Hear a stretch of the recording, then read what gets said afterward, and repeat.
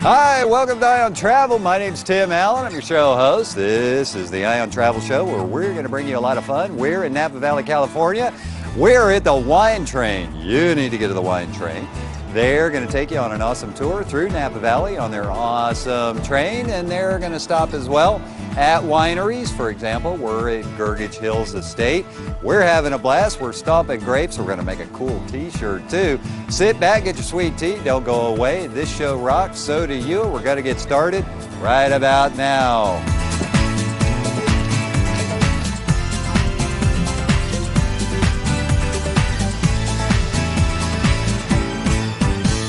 There are many different experiences you can have on the Napa Valley Wine Train. Of course, there is amazing food and this incredible old antique train, but there's also all of the Napa Valley wines, and in fact wines from California and all over the world that you're going to find on the Napa Valley Wine Train. It's an incredible experience that takes you on a journey not just through wine country and not just a culinary journey, but a journey back in time, because these antique rail cars have actually disappeared from the American landscape. I'd love to tell you a little bit about their history. So they're so old. They're from 1915 and 1917, most of the cars that we run are. And these are the first full-bodied steel cars that Pullman ever made. And when I say the first, I mean like the very first 20. So they made the cars steel, and it was the height of its technological advance for its day. And when I say steel, these things are like 80 tons apiece. The other thing that's kind of interesting about these old rail cars is that they were also the very first to have electrical lighting. Prior to this, they had oil lamps. So electrical lighting, all steel body construction, the height of a technological advance for almost 100 years ago, now disappeared from the American landscape. So when you come to the Napa Valley Wine Train, you're actually going to start in the building that we're standing in right now. Right behind me is the reservations counter, and you're going to come check in and get your ticket for whatever package you've purchased for that afternoon or evening. If it's lunch, we'll have a wine tasting here in the station that's just so much fun. You'll get a little bit of a white wine, a little bit of a red wine, and you'll get to hear a little bit about what's going on in Napa Valley that day, whether it's harvest, or whether it's winter and they're caning the vines and pruning, or whether it's full canopy midsummer and things are just sort of coasting right along into the one time a year the vintners actually really have to do all their work, and that is harvest. From here, you're going to board depending on the experience that you've booked. You might be in the Vista Dome, or you might be Gourmet Express, or you might be a winery tour such as Gurgage Hills Estates. So you'll leave from here, depending on your boarding call, and go out to the trains. You'll board the train in your experience, and depending on what experience you've booked, it kind of depends on what's going to happen. For instance, if you're Gourmet Express, you would have either early seating or you'll have late seating. So you're going to either eat immediately when you get on the train, or you're going to be an hour and a half into your journey, and when you come back, you'll be in the dining car. The dining car is that white linen, Pullman Porter, old-fashioned style of railroad luxury from the 1920s. So say you're eating early, you're going to sit in the dining car, they'll bring you your bread, your soup or your salad, you'll order your entree, and about halfway into the journey, you're going to leave the dining car and you're going to wander down to the end of the train into a lounge car where you'll have dessert and coffee. There's also that experience in the reverse. You start in the lounge car with an appetizer and some cocktails, and then halfway through the journey you go to the dining car and you'll have your entree and your dessert in the dining car on the way back down to the station. You know, on the wine train, they have several different kinds of cars. Now, this dining car has a beautiful vista view of all of the countryside, the canyons, and the wineries, all while you're served a wonderful meal. You can even enjoy a sip of wine, maybe a light dessert, perhaps a salad. You will have a spectacular time on the wine train at your next visit to Napa Valley.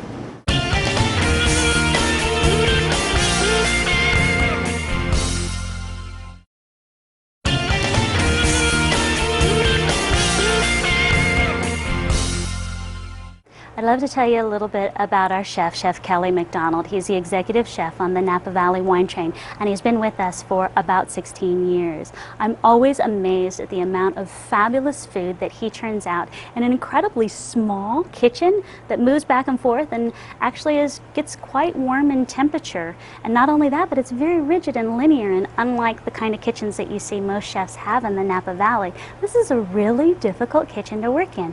And he produces amazing food that we win awards on. I like working on the Napa Valley Wine Train because it's a true challenge. It's unlike any other chef in the Napa Valley, or and I can honestly say even the Bay Area, where you have these kind of challenges. And I have an attitude of mind over matter to make it work. I fell in love with this train about 15 years ago. I came here kind of by accident and fell in love with it. I like to be underestimated when guests come from all over the world and they see what we're doing in the kitchen. They get excited, and that excites me. I'm also able to hone in my skills here and do what other people pretty much have trouble doing in a standing restaurant. So. And the numbers that we do every day and the special events that we do, 200 to 250 different food and wine pairings a year. So one of the questions I'm asked a lot of the time on the train and even off the train is, what style of food do I do? More Mediterranean, a little bit of Provence, because I'm Provence trained in culinary school. So I like to mix things up and use the lighter style of cooking now. Cooking light is very important. We can splurge once in a while, but something for everybody. It's just non-stop challenge, and I think it's made me the chef that I am today. Now, is it about time for you and your significant other to get away? Well, I'll tell you what, there's nothing more fun than the wine train in Napa, California. And I'll tell you, we are having a blast here. The food is out of this world. The wineries, all of the tours, the excitement of this train, the wine sampling. There is so much fun here for the whole family. Now, when it comes to eating, you will not find any better food than on the wine train. The chef has gone out of his way to prepare each and every meal for you and your family. A lot of love, a lot of time. We're going to sample a steak today, and we're going to give it a try right now. I don't want to eat too heavy. I still want to have some fun, so we're going to do steak. It's a fresh vegetable. Oh my gosh. Out of this world. You need to get here. You need to enjoy the wine train. Talking about wine, you want to sample some wines. We're in Napa. This is where the wine is. You need to be here too. When you start your tour on the Napa Valley Wine Train, you're going to be surprised to find that you're going to spend the first 10 minutes in the city of Napa. And it's urban. It's not the storied vineyards that you've heard about. It takes about 10 minutes to get out of town, and you're going to pass some old buildings, but they're really, interestingly enough, a part of Napa history, especially back in the day before grapes were so well known here. We were very well known for our prunes, and we're going to pass the old Sunsweet packing facility that in the 40s was a major source of employment for this county. It's kind of cool, but you have to kind of know that it's there in order to see the history behind it. So about 10 minutes, you're going to hit the northern outskirts of Napa, and we're going to start getting into some of the vineyards. Beautiful, expansive vineyards into the hills. A very small valley, Napa Valley is. So we're going from Oakville to Rutherford, and we're going to stop in Rutherford at a winery, and you can get off here for one of our interesting winery tours. You can have a basic winery tour where you get an hour tour and tasting, or we can go into an hour and a half to even a very extensive and comprehensive vineyard tour. But the cool thing about the winery tour is getting up close and personal with some of Napa Valley's most famous vineyards, winemakers, and wineries. Once you begin making stops in the wine tours, you'll enter the wineries, take a wonderful tour with another group that has accompanied you on this spectacular journey. You'll learn about winemaking. You'll learn that and much more, what it takes to put these spectacular world-class wines together, the history of the winery, the winemakers, and the history of the Napa Valley region. When I came here, 58, it was about 25 wineries in Napa Valley. Now there is about 400. The wines in Napa Valley has proven to be one of the best quality in the world. And we have beaten French 1976 with Chardonnay and Cabernet. Whom else we should beat to claim #1? So Napa Valley is the center of the wine industry of the world. And we are very lucky that we succeeded into making wine, and we've been blessed by the best climate in the world, best soil in the world, and best winemakers in the world. And add to it that to see this beautiful Napa Valley wine train brings the people through to enjoy these beautiful sceneries and taste Napa Valley wines. So how do I prepare these wines, or any wine from a winery in the Napa Valley, with my food? This is how I start. How I taste these wines are like food.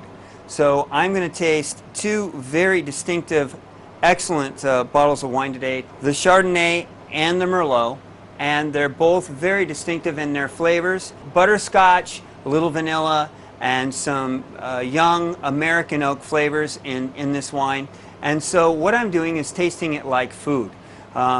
Getting the earthy food layers out of the wine so that when I pair it, it's basically a food and wine experience, a marriage in the two. So to me as a chef, I am tasting this as food now, and then it'll become wine again when I pair it with the food. Now in this one, the Merlot, first of all, it's all in the nose. Again, toasted oak, anything with a little grill on it, venison, even something like chicken with some heavy grill on it. By grilling, you're adding an extra tannin to this wine.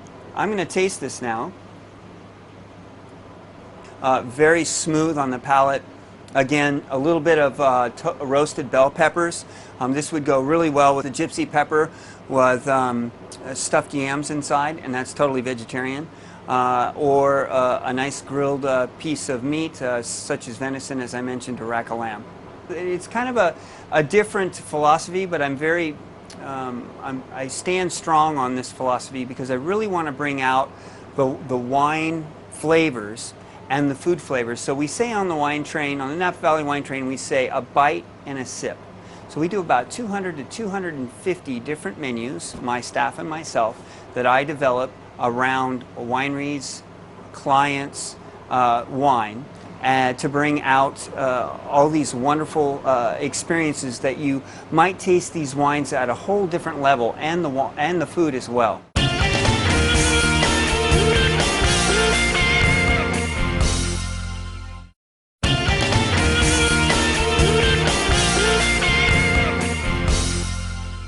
All kinds of great white wines are actually made in Napa Valley, and a lot of people don't recognize that because we're well known for our Cabernets. You'll proceed to your reds, which are going to be your Merlots, even sometimes Syrahs, Cabernet, Cabernet Francs, Bordeaux blends, lots of just delicious, amazing wines. And then you might even actually decide to buy some. And if you do, it's okay because we can ship it for you here out of the wine store at the wine train station.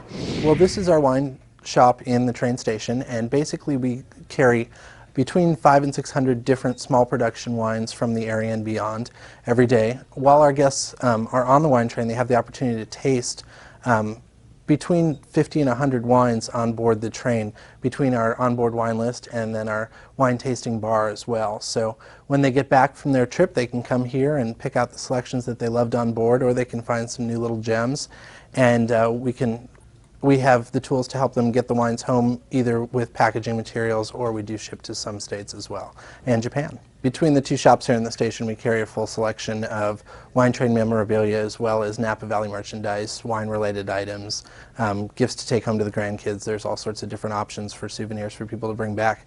But of course, the souvenir that we focus on here, and the one that we're most proud of, is our extensive wine selection. We offer shipping to the states that we can legally ship to. Otherwise, we are able to sell you packaging materials, so you can either check it on your airplane as a piece of luggage, or we can direct you to some other areas where they third party can legally ship to you in more states. You know, just the name alone, Napa Valley, brings and conjures a lot of emotion. We have so much to offer in this area. The Napa Valley Wine Train and the entire Napa Valley region encompasses many generations of history. The information you'll learn while you're visiting this area will go back many, many years of growth and development, expansion, the fertile soils, why the wines were even chosen to be established and procured in this region. The soils here are spectacular and perfect in designing and delivering some of the finest world-class wines available today. Napa is the county seat of Napa Valley and Napa County. So there's actually a town called Napa, and I think a lot of people were expecting to start their journey for wineries and vineyards a little bit north of the town. The city of Napa has so much in it that if you're visiting the Napa Valley Wine Train, you're absolutely going to want to stop downtown. There's great cultural experience, all kinds of art activities and galleries. We have two phenomenal music venues, the Napa Valley Opera House and the Uptown Theater. Now, the Opera House doesn't have anything to do with opera. It was actually vaudeville in its day, but now it does theater and movies and performances. And the Uptown's had Cyndi Lauper and Margaret Cho, and seriously big names, and a lot of fun to come to downtown Napa. Of course, there's wine tasting rooms. There's something like 17 of them within walking distance of the Napa Valley Wine Train, and there are a lot of fabulous places to eat. Now, of course, I happen to think that we're one of the best, but there are many really wonderful places in downtown Napa to get a great evening meal or a wonderful bistro lunch. One of the wonderful places to visit in downtown Napa is the historic Napa Mill. It's got two great restaurants, a wonderful historic old hotel that's even rumored to have its own ghost. Great places for something sweet. One of my favorite cookies in town happens to come from Sweetie Pie's right there in the historic Napa Mill. It's on the waterfront where the steamboats used to dock back in the day when Napa actually had commerce coming up the Napa River. Now it's really recreational and kayaks and no more steamboats, but the mill has prevailed and it's a wonderful place to visit. Now, when you get ready to pick a travel destination, I highly encourage you to pick Napa. This area is out of this world, very relaxing, a lot of culture, entertainment, and in town is an awesome experience called the Wine Train. It's going to take you on a wonderful journey through the wineries. You're going to stop, you're going to do some wine tasting, you're going to learn an awful lot about wine, how it's made, the different kinds of wine to select. You are going to enjoy every minute of it. You can also afterwards, as you approach the evening, perhaps come over to the downtown Napa area, enjoy the river walk, take some bistros along the sidewalk, sit, have some tea, have coffee, enjoy the time here. This is a beautiful area created for you to come and enjoy, and that's what you need to do. Plan some time to get away and enjoy these awesome travel destinations. Each week on the show, we like to introduce you to these things so that you can get out, get a breath of fresh air, kind of pick you up and dust you off after the week you had at work, and get you out to having some fun. And that's what we're going to do each and every week with the Ion Travel Show.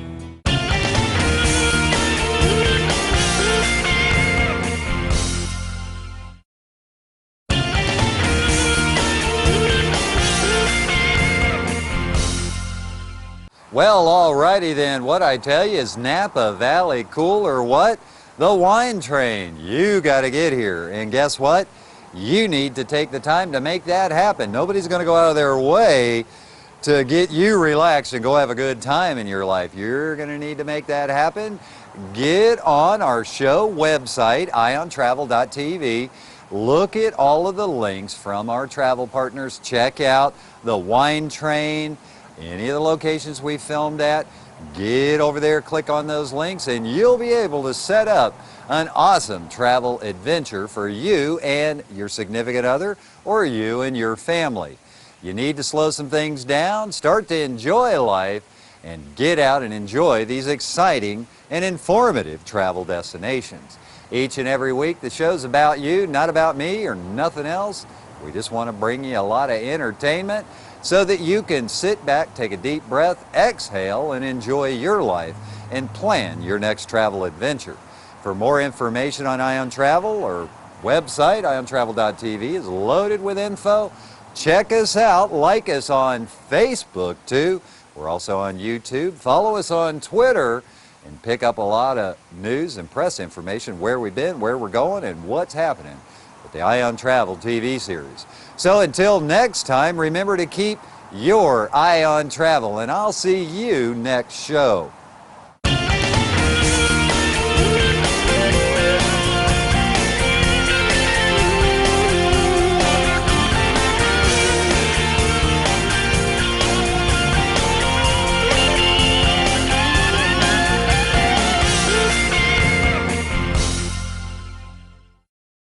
When you're ready to book your next exciting travel adventure, be sure to log on to Napa Valley Wine Train site at www.winetrain.com